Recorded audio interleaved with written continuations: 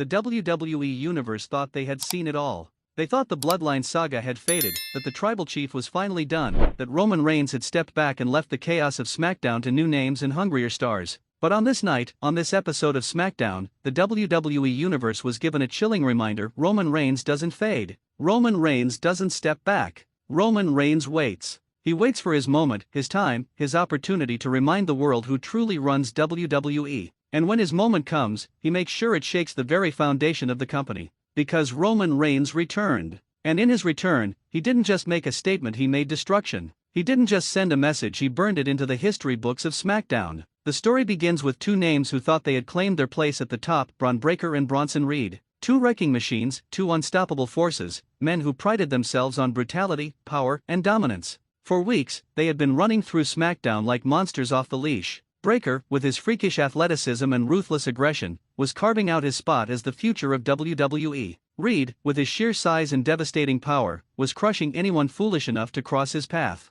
Together, the two had been making headlines for dismantling legends and leaving bodies in their wake. But that's where the problem began. In their arrogance, in their hunger, they didn't just target random opponents. They made the mistake of targeting the legacy of the Bloodline. They mocked the name Roman Reigns. They mocked his absence. They called him soft, washed up, irrelevant. They called him the past while they claimed to be the future. And in WWE, you don't say Roman Reigns' name without consequences. The tension had been brewing for weeks. Backstage whispers suggested that Roman was watching, that Roman had his eyes on everything, that while the Tribal Chief was silent, he wasn't gone. Paul Heyman, suspiciously quiet on TV, dropped hints in his interviews, warning the locker room that Roman still had power, that Roman's story wasn't finished. But Bron Breakker and Bronson Reed didn't listen. They laughed off the warnings. They dared Roman to come back. They wanted him to return. And on this night, on SmackDown, their wish was granted, but not in the way they imagined. The segment was supposed to be simple. Breakker and Reed were in the ring, delivering another scathing promo about dominance.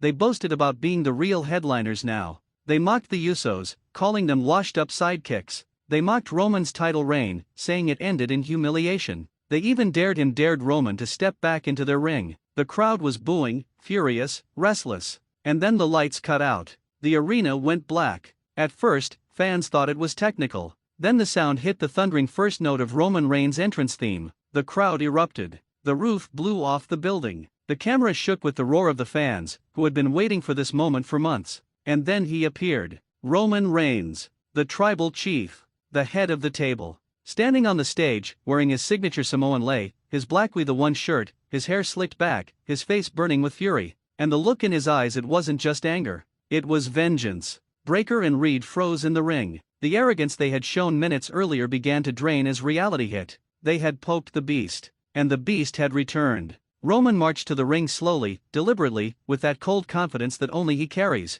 He didn't run. He didn't need to. Every step was a warning. Every step was a promise. When he got to the ring, he didn't speak. He didn't need to speak. Breakker tried to stand tall, barking at him. Reed puffed his chest, ready to prove his size could intimidate the Tribal Chief. But Roman just smirked. And then it happened. Roman exploded. He Superman punched Bron Breakker so hard the kid nearly flipped over himself. The crowd roared. Reed lunged, but Roman speared him with a thunderous crash that shook the ring. The arena shook with chants of Tribal Chief. Tribal Chief. But Roman wasn't finished. This wasn't just about one punch and one spear. This was about punishment. This was about humiliation. He grabbed Breakker and tossed him out of the ring like a ragdoll. He pummeled Reed with fists, driving him into the corner, battering him with that raw Samoan rage. He delivered another Superman punch. Then another. Then he speared Reed again, this time through the ropes, sending both men crashing to the floor outside. The crowd was unglued. The commentary team was screaming. Roman Reigns was back, and he was dismantling the so-called future of WWE like they were nothing but kids playing in a man's world.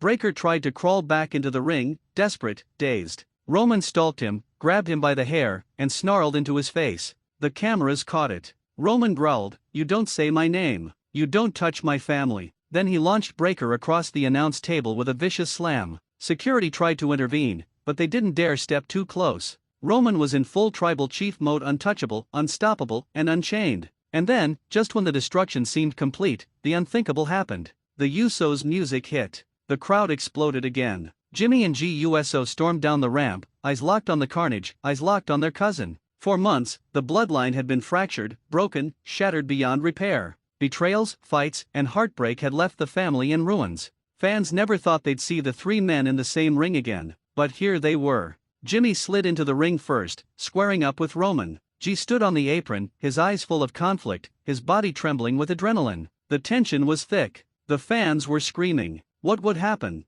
And then Roman looked at Jimmy. He looked at Jey. And slowly, he nodded. The crowd lost their minds. Jey stepped into the ring. The three men stood together. The bloodline. United. Then Roman turned, and with the Usos by his side, they delivered a three-man assault on Breakker and Reed. Super kick after super kick, spear after spear, the destruction was complete. Breakker and Reed were left broken, lying in pieces, humiliated in the middle of the ring. The bloodline stood tall once again. Roman grabbed a microphone, finally breaking his silence. His voice was low, calm, deadly serious. You don't replace me. You don't disrespect me. And you damn sure don't break my bloodline. The crowd erupted as Roman dropped the mic. The Usos threw up the one. Roman raised his finger to the sky. The image was iconic, unforgettable. The tribal chief was back. And the WWE Universe was put on notice. But this was only the beginning. The destruction of Breakker and Reed wasn't the end of the story, it was the spark that would ignite a new chapter, a new war, a new bloodline era that nobody saw coming. Because if Roman was back, if the Usos were back by his side,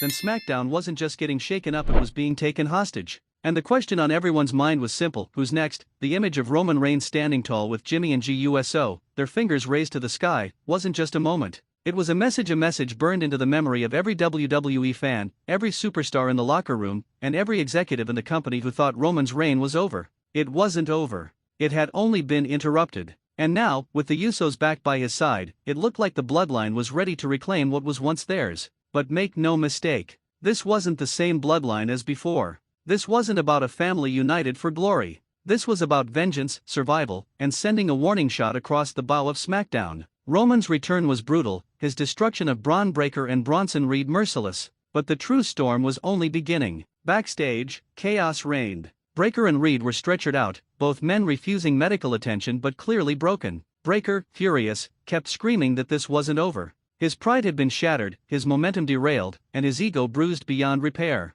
Bronson Reed, seething, slammed his fist into the locker, declaring that if Roman wanted a war, he would get one. Meanwhile, Roman and the Usos walked through the backstage corridors like kings who had reclaimed their throne. Every superstar they passed either stepped aside in fear or glared with resentment. But Roman didn't care. He wasn't there to make friends. He was there to re-establish dominance. And with Jimmy and Jey by his side, the message was clear: the bloodline was once again the most dangerous force in WWE. The fallout hit immediately. SmackDown's commentary desk was on fire. Fans online exploded with debates, some praising Roman's return as legendary, others furious that WWE was putting him back at the center. Social media trend worldwide: #bloodline returns, #tribal chief, #Bron Breakker, and #SmackDown takeover. The wrestling world was divided, but everyone was talking, and that was exactly what Roman wanted. But here's the thing: Breakker and Reed weren't going to roll over. The following week, they stormed SmackDown with fury in their veins. Breakker grabbed the microphone, his face twisted with rage, his voice trembling with anger. Roman Reigns, you think you're the tribal chief? You think you're untouchable? You embarrassed me. You humiliated me. And I don't forgive. I don't forget. You picked the wrong man to play games with. This isn't your island anymore. This is my time. This is my yard now. The crowd booed mercilessly, but Breakker wasn't backing down. He demanded Roman face him one-on-one. He demanded respect. And Bronson Reed? He stood at Breakker's side, growling into the camera, declaring that he was going to crush Roman and leave him in a heap. The challenge was set. The future of WWE was coming for the past. But Roman Reigns wasn't just the past, he was the present, the standard, the legend who refused to be erased. When Roman finally appeared on screen that night, the arena erupted again. He didn't come out with smiles. He didn't come out laughing. He came out with that icy, menacing glare that only Roman can deliver. And with the Usos flanking him, the bloodline looked unstoppable. Roman's words cut like a blade. Breakker, Reed, you two run your mouths like you've done something. You two walk around like you built this place.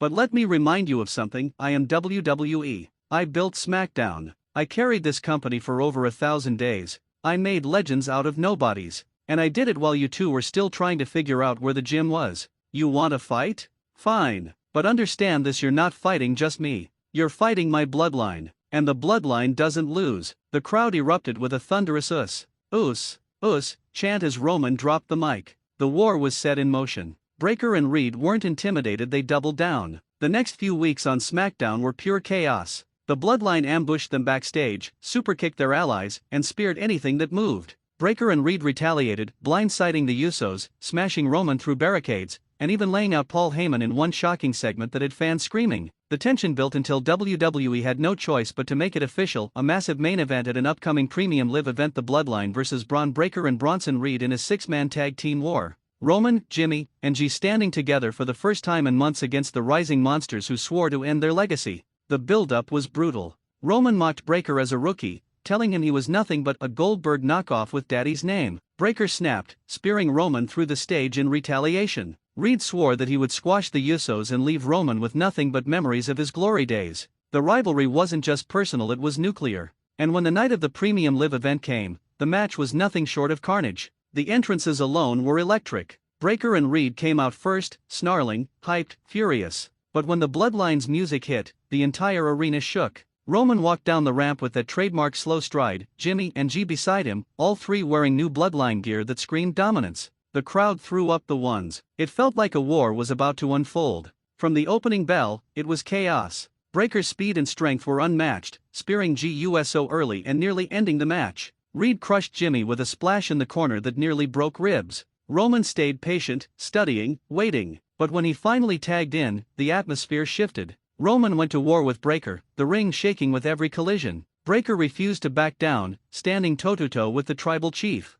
Reed tried to interfere, but the Usos double super kicked him out of the ring. The pace was wild, the crowd screaming with every move. At one point, it looked like Breakker had it won. He hoisted Roman up, hit a devastating power slam, and went for the pin. The referee counted 1, 2, but Roman kicked out. The crowd exploded. Roman's resilience was legendary. The match raged on, and in the climax, Roman countered a Breakker spear with a Superman punch that rattled the arena. Jimmy and Jey nailed Reed with stereo super kicks, followed by a massive WSO splash. Then Roman, seething, screaming with rage, delivered a thunderous spear to Breakker. 1, 2, 3. The Bloodline stood tall once again. The crowd erupted in mixed chaos, some cheering, some booing, but nobody silent. The tribal chief had done it again. The Bloodline was back, dominant, untouchable. But as Roman stood with his cousins, raising his finger to the sky, one question lingered: how long could this unity last? Because if history had taught us anything, it was that the Bloodline's greatest strength was also its greatest weakness. The cracks always came from within.